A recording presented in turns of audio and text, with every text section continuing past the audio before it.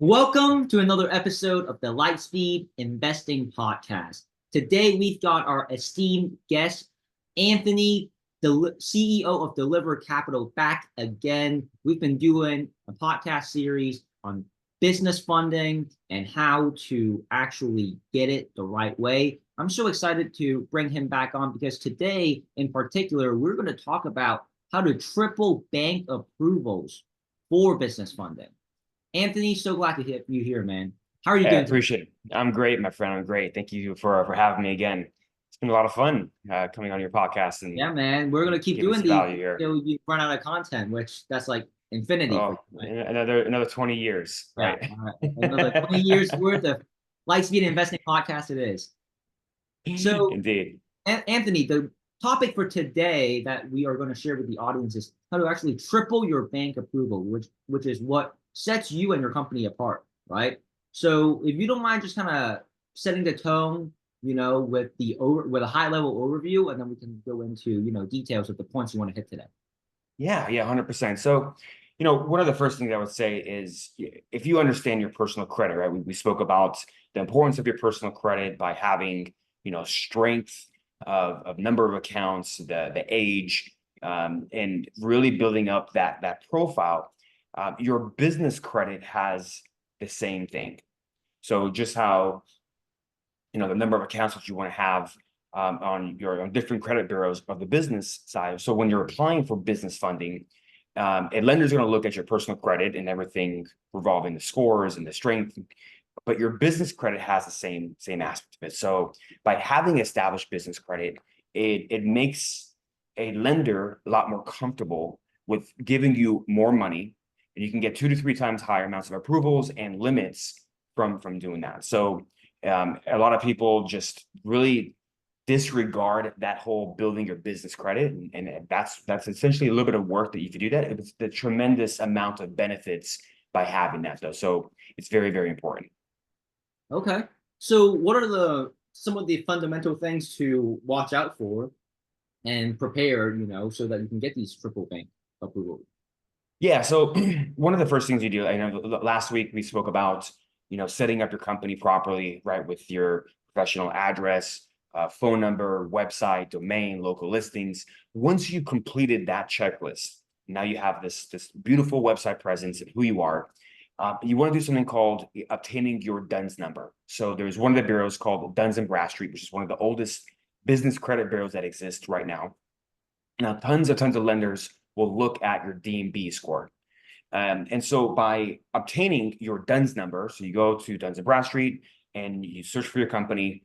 By doing that, you're going to say, hey, you don't have a DUNS number or a DMB profile. Would you like to create one? And so they will create a number for you, a specific number. That's your profile number for Dun Bradstreet. By obtaining that, you can now start building credit from there. Now, there's a whole bunch of different accounts out there, the starter business accounts that you start building, your what we call the vendor credits. You can go like companies like, Uline and Granger. You can go to Office Max and Best Buy. You can just get business credit lines based purely on the company, not you personally guaranteeing it. And based upon the company, depends if it's a startup or established, and start building up profiles from there. You also have Experian business. Just like you have your Experian personal credit score, you have your business scores as well. And there's also Equifax. Those are the main three business credit bureaus that exist out there. And so when you're applying for these vendor credits, one of the starter ones, you need about 3 to 4 accounts being reported on your Dun Bradstreet to obtain something called a paydex score. And typically it ranges from like 0 or 1 all the way to 100. You'll get about an 80 paydex score, which is essentially like an A plus score for these bureaus. And so by having that, that will really make a big difference with your profiles, and especially when you're applying for business credit boards. So different financial lines will also be reported to either one of the bureaus. But what the interesting thing about it is, hey, if you go and apply and get a vendor credit for Dun Bradstreet, a lot of times that won't sync to other bureaus. So these businesses that are reporting, they choose where to provide your trade line, where to report. And so it's important for you to be able to have visibility of what bureau is being, how many accounts are being reported on that particular bureau. Does that make sense? Absolutely. Yeah, absolutely. And my question to you, and so that the audience can also get a better understanding, is that paid X score does it basically function like your, personal credit score on the business side? That's kind of like your 750 to 850 personal credit score, but it's just Correct. a range of 0 to 100, right? Yeah. So like your 80 PIT score is equivalent to a 700 That's what credit I was score, saying. Yeah, right? And so like a 100 would be like an 850. there you go. So like a 700, 720, you're going to be in that range, which is still acceptable. And the lenders look at you at a lower risk factor, Hmm. from that. And then there's certain credit monitoring accounts. Like NAV is one of the most famous ones out there that people look for. You can do it for free. Go to nav.com, you apply for your business credit, reports, and they'll give you an A, B, or C. Let's see even if you have, anything on there. And of course, if you pay for their subscription, then they'll give you the exact credit scores for both, Equifax and Experian and Dun Bradstreet, at the same point though. So I think it's very important, and a lot of business owners don't, take that step to even maybe learn it or understand or even know anything about it. And so when we look at, for example, a bank like PNC, PNC will pull your Equifax personal and they'll look at your Equifax business. And a lot of these banks, if you don't have any business credit scores at all, they could actually deny you, depending on the type of products that you're looking for. Now, if you're looking for credit cards, a little more relaxed with the requirements. But if you're actually wanting real money, or you want a $50, $100, $200, $300,000, business loan to help you scale your company, then a lender is going to want to have a business credit report that has some substance behind it, some experience. Hey, Hmm. do you have the experience of handling $100,000 loan, Hmm. right, on the business, even though your personal might be clean? Okay. So it's a combination of everything, right? And just to increase the likelihood of you getting approved and the amount of money that you have by having these scores, right? Maybe you go and apply for a credit card, and your highest revolving account on your personal, like a credit card, it's like $20,000. But then you see like on the internet right now, how do people get these $50,000 to $100,000 0% business credit cards? Right? It's your income and your revenue and your personal credit, but your business credit can have a factor into that as well. So it's really a weight system of everything in your So obviously you've been inside the industry. That's why, and you have your own journey, right? That you kind of shared high level to garner these wisdom points. Like, how does one actually know which banks and credit bureaus are connected, right? If they didn't utilize your service, like, can you even find out that information on your own? I to answer your question is yes. Requires a lot of testing. Like for example, if you have the visibility of your, I'll give you a prime example. If you are applying for an American Express and you have your personal credit, you have an Experian.com, you have your personal credit report.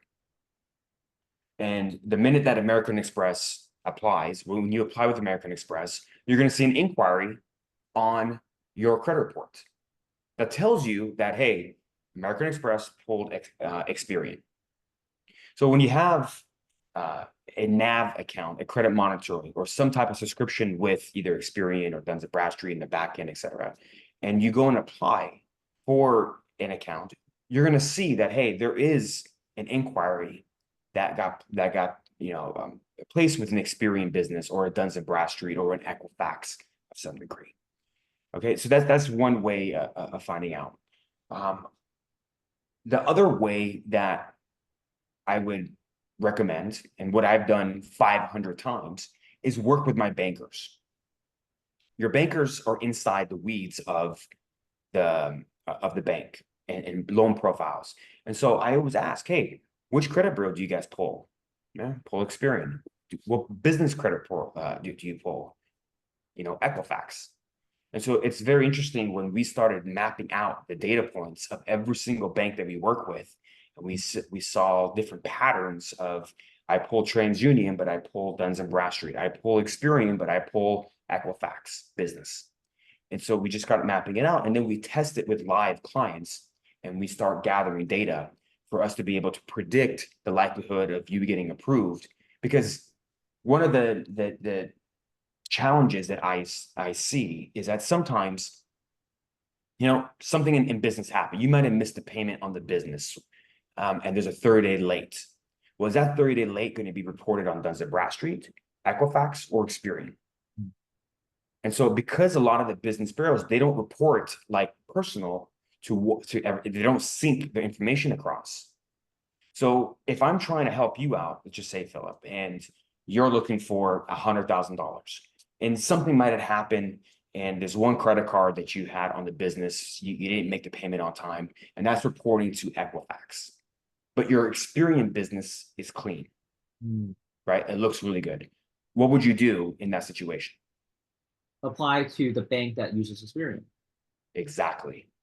Right? Because you want to be able to play on your strengths and avoid any denials with your weaknesses. Just to give you a prime example of what we do by custom tailoring solutions based upon what we're working with, and then say, can I fix that problem? If not, then how do I work around it?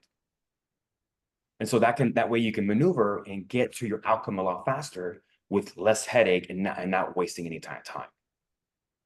Love it, man. I love it. So obviously, just to kind of recap so far, we discussed the importance of corporate compliance, right?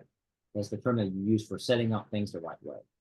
Right. And corporate compliance is huge because you want to essentially make yourself equal to a Fortune 500 company in terms of stature, in terms of your aura, so to speak, right? Because of the way that you have handled the structuring and setups of your business. So Correct. Legitimize at the highest level possible, right? And then now we're getting into the weeds of, identifying the best banks, that basically will be your best ally according to your strengths and weaknesses of your credit profile.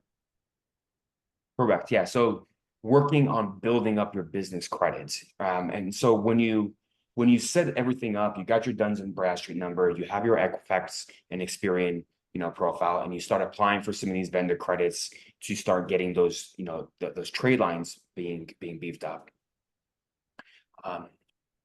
Then when you apply for a business credit card, and that business credit card is going to be reported to the business credits. If you get a business line of $50,000, for example, and that's going to be reported to the business credit, the credit report.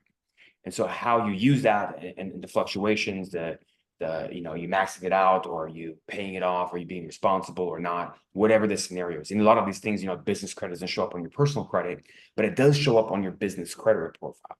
So a lot of people on the internet, they make this misconception. Yeah, just go ahead and max everything out on the business. It doesn't report to your personal, which is true. However, when you're wanting to go for your first round, second round, third round, and fourth round, right? Like I've done this between 15 different banks and I have 1.3 million in credit lines because I know how to work the system. But whenever I want to go and apply for a new credit, I want to bring that down as low as possible. So when the bank looks at me, I'm looking really strong. So it's important to, get those business credit cards, get those business loans, have it reported, know exactly where it's being reported to. And that way it helps you position, for success in the future. So how does one obtain like the 100 PAYDEX score? What needs to be in place for your PAYDEX score to actually be set at 100? The frequency, the number of accounts and trade lines, your payment history, just like personal credit and all the rules that are applied, it's synced with the business as well. So the number of accounts that you have, right? The more activity you have, the number of accounts. When you get to the point where you have 15 to 20 trade lines or accounts being reported to Dun Bradstreet, and you have some strength to that, where you can go and apply for like a Best Buy corporate account and get $5,000 without you having to put your social and your personal guarantee to that. You can get gas cards the Office Max and the Staples of the world. Huh. And then it comes to a point where towards the very end, you can apply for a Visa, a MasterCard, or an American Express purely on the business by having the business credit being very strong. And you can go up to Ford or Toyota or Allied Bank and get a card purely based on the company without you having to personally guarantee it though. So if something happens with the business and it blows up and you have to file bankruptcy, you're not personally liable for that, right? The businesses, but because the business has so much strength that it's able to show that. So there's a lot of benefits of building a business credit people don't really talk about. Yeah. But that also helps support the big picture of getting what? Money. Yeah, absolutely. Right. So More in sync. So obviously the topic for today is how to triple your bank approvals, right, for business funding. So, if we were to just entertain the opposite side of the spectrum and say you didn't have these things in place, would you say it's the same? Am I decreasing my chance by a third, or is it worse than that? I wouldn't say that, hey, if you don't have it, you're not going to be able to get, your approvals.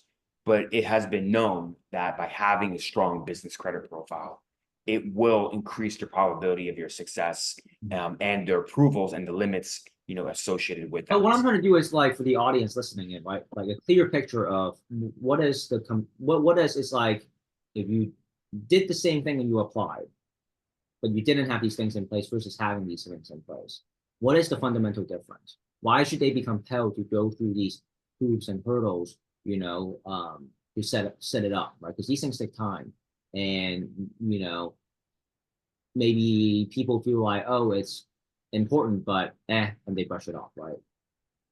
Well, when we look at what goes into an approval or a loan, think of it as a weight system, right? Your personal credit has a very big impact on a decision.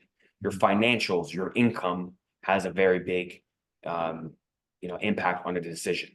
Where, your corporate compliance does have an impact, but it's not as strong as your personal credit or your financials, right? Your business credit does have an impact. It's not going to be as strong as your personal credit or your financials. So those two are the personal credit and financials are the biggest weight system. And then the sub weight would be these two. So by having it, it doesn't help and supports. But if you don't have it, it doesn't mean that you're not going to get, like it's a difference between you trying to say, hey, I want to go and apply for 100,000, right? But I'm showing that I'm making, $300,000 a month in income versus, $10,000 a month in income, right? It's a very big difference for how a bank looks at you trying to win your business because of that. So it's not one factor that encumbers everything. It's a weight system for how it all and the right makes a decision. And so your services would come into play by creating leverage and advantage so that the weight system is on your side, basically, right? Yeah. So like if we act like a bank, and so we do this full review, we provide you a full detailed report and the checklist, your recommendations, cautionary points. And so if you have visibility and you're just like, okay, well, a bank's gonna typically want to see this, and you're right here.